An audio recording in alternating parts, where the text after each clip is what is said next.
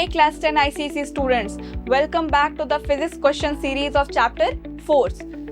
So A, B and C are three forces each of magnitude 4 Newton acting in the plane of the paper as shown in the figure.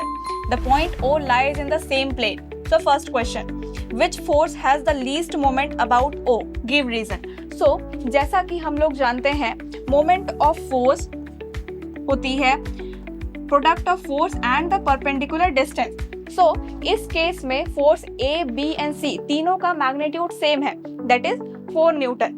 सो हमारा perpendicular distance decide करेगा कि किस force के वजह से least moment produce होगी. सो इस case में हम लोग देख सकते हैं कि फोर्स C एंड O के बीच का डिस्टेंस मिनिमम है. सो इस केस में हमारा आंसर होगा force C. Next, Which force has the greatest moment about O? Give reason. So इस केस में हम लोग देख सकते हैं कि फोर्स A एंड O के बीच का डिस्टेंस मैक्सिमम है, तो हमारा आंसर होगा force A. Next, name the forces producing clockwise and anti clockwise moment.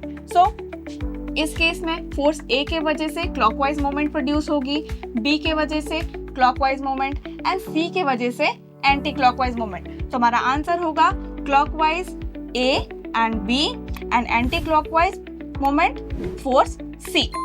Next question. What is the resultant torque about the point O?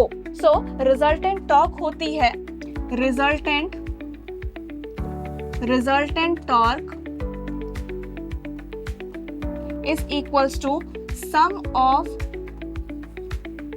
torques produced by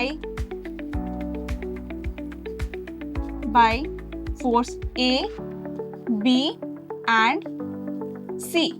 So A के वजह से clockwise moment produce हो रही है, सो A के वजह से torque negative consider करेंगे, that is 4 into 0.9 plus B के वजह से क्लॉकवाइज मोमेंट प्रोड्यूस हो रही है, तो B को भी हम लोग नेगेटिव कंसिडर करेंगे, that is 4 into 0.8 and C के वजह से एंटी क्लॉकवाइज मोमेंट प्रोड्यूस हो रही है, तो C के वजह से टॉर्क हम लोग पॉजिटिव कंसिडर करेंगे, that is 4 into 0.6.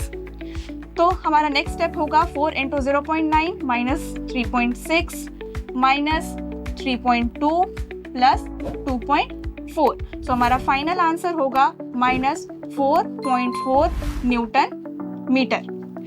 Stay tuned for the next part.